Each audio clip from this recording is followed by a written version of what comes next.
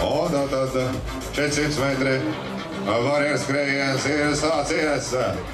Latvijas skrējējs skrien pa 2., 5., 7. un 8. celi.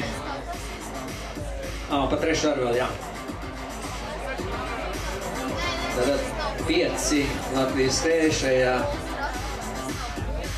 distancē.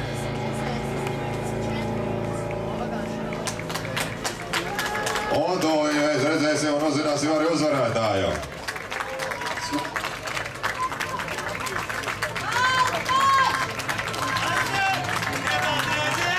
Patriks Dobeks, Polijā. Baltuš 2. un Romaņevs 3. Tāds ir pirmais trijo.